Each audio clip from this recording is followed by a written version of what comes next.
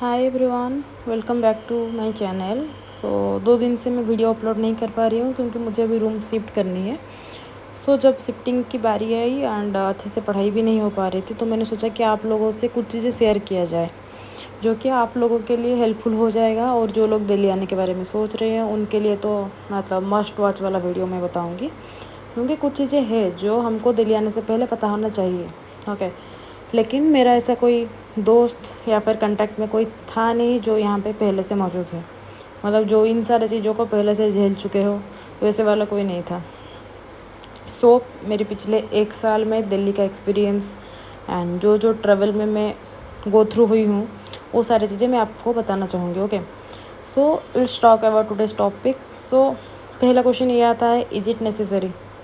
Preparation के लिए दिल्ली जाना है या नहीं, या फिर मैं क्यों दिल्ली आई? ओके, सो अभी कोरोना के बाद ये हो गया है कि ऑनलाइन ऑफलाइन दोनों जगह आपको क्लासेस मिल जाएगी।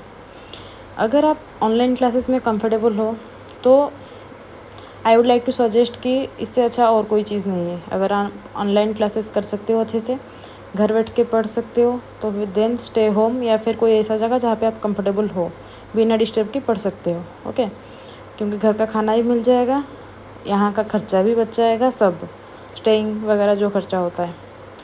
एंड अगर ऐसा ऑनलाइन में आप पढ़ नहीं सकते, आपको थोड़ा ग्रुप वगैरह चाहिए, या फिर दिल्ली में आके एक्सपीरियंस करना चाहते हो कुछ भी, अगर ऑफलाइन आप क्लासेस लेती हो तो दिल्ली आना पड़ेगा। एंड मैं दिल्ली इसीलिए आई क्योंकि मेरे कुछ फैमिली में प्रॉब्लम्स थे। Okay, quite personal, I can't share right now. Delhi आने के बाद 2-3 चीज़ हमारे दिमाग में चलता है कि रहेंगे कहाँ हम। यहाँ पे रहने के लिए जो ऑप्शंस है ना, वो पीजी है, या फिर शेयरिंग रूम्स है, या फिर आप खुद से फ्लैट लेके रह रहे हो। फ्लैट मतलब 1 BHK 2 BHK, वो आपके अकॉर्डिंग डिपेंड करता है कि आपका बजट कितना है, आप कितने लोग रहने वाले हो। ओके, वो तो टोटली आप पे ही है कि आप कितना खर्चा करना चाहते हो दिल्ली आके। लेकिन मैं इस वीडियो इसलिए बना रही हूँ ताकि आपका खर्चा बच जाए। जितना खर्चा मेरा हुआ है उतना आपका ना हो, और जो मिस्टेक्स मैंने की है वो आप ना करें। पीजी के बारे में बताऊँ तो यहाँ पे किसी भी एरिया में मैंने पीजी देख ली, सारे बहुत ही कॉस्टली थे। मेरे कुछ दोस्त थे जो पीजी में रह रहे थे, अभी वो पीजी छोड़ के शेयरिंग फ्लैट में आ गए हैं। और पीजी के फूड तौबा तौबा क्या ही बताऊँ, बहुत ही गंदे होते हैं। मतलब अगर होंगे कुछ पीजी के अच्छे तो मुझे पता नहीं, लेकिन most of the cases food अच्छे नहीं होते जो आपको पसंद नहीं आएंगे, क्योंकि हर किसी की एरिया वाइज टेस्ट अलग है इंडिया में। एंड 2-3 दोस्त के साथ मेरा ऐसा हो चुका है कि उनको ना, जब उन्होंने पीजी छोड़ी थी तो उनको रिटर्न नहीं मिला उनका सिक्योरिटी। उनका 15-16 हज़ार का घाटा वहीं पे हो गया। आई विल सजेस्ट कि आप पीजी से अच्छा है शेयरिंग रूम या फिर फ्लैट, 2-3 जन मिलके एक फ़्लैट ले लीजिए, वहाँ पे रहिए। खर्चा बच जाएगा, क्योंकि शेयरिंग होने से एक तो आप अपनी कंफर्ट जोन में रह पाओगे, एंड पैसा भी बचेगा ना, स्टूडेंट हो, पैसा बचाना ज़रूरी है। फर्स्ट अपने एक बजट, मतलब सोचिए कि आप कितना बजट इन्वेस्ट कर सकते हो रहने में। 10,000, 11,000, या फिर 5,000, या फिर 6,000, वो आपके हिसाब से है ना। किसी की फाइनेंशियल बैकग्राउंड मुझे नहीं पता है। पैसे जितना आप खर्चा कर सकते हैं उस हिसाब से आपको एरिया वाइज ही पैसा मतलब खर्च करना होगा ना।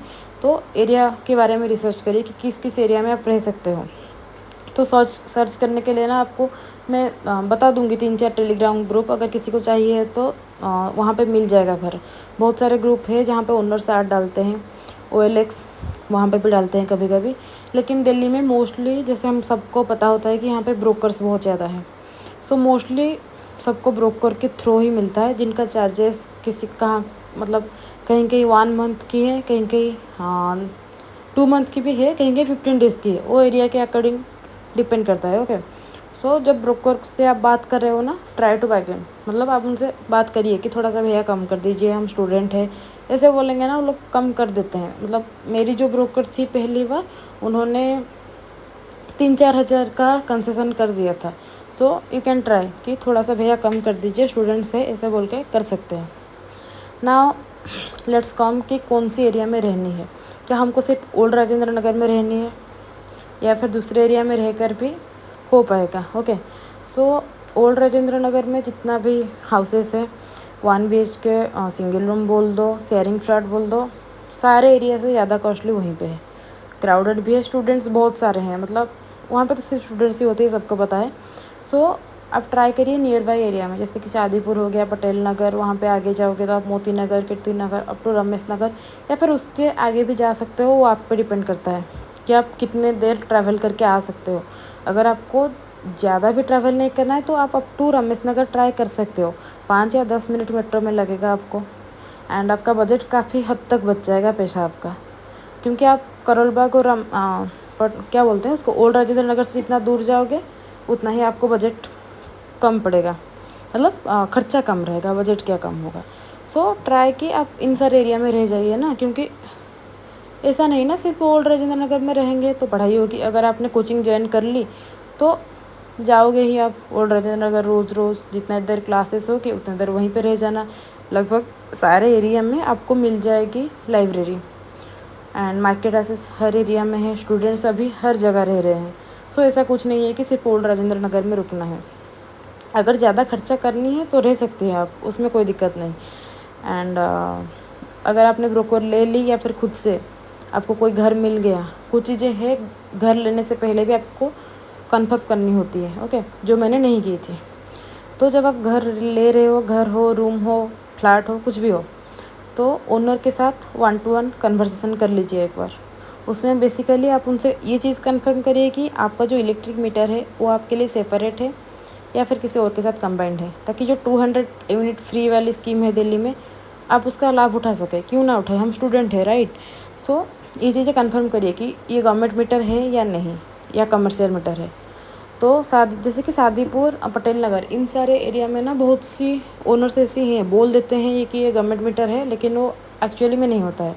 जैसे कि मेरे साथ हुआ है, ओके, छोड़ो वो चीज़ें रहने दो।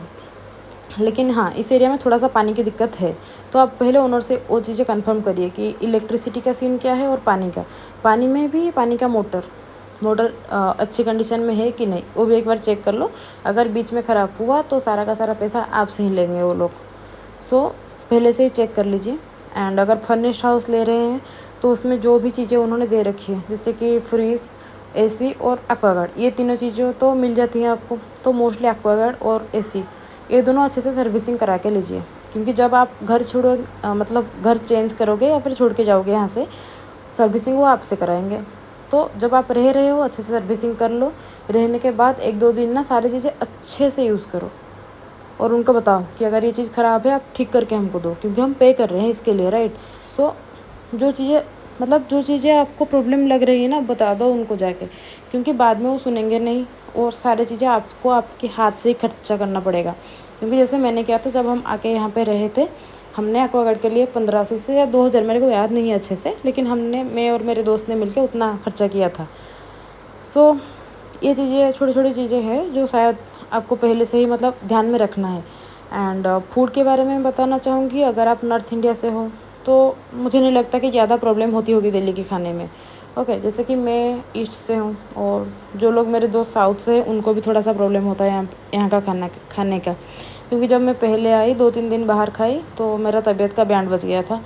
सो आई विल प्रीफर कि आप लोग कुकिंग करके खाओ, क्योंकि कुकिंग सबको आता है लगभग, मतलब जनरलाइज नहीं कर रही हूँ मैं, लेकिन आता होगा। अगर आता है तो 1-2 घंटे ही लगेगा रोज़ का।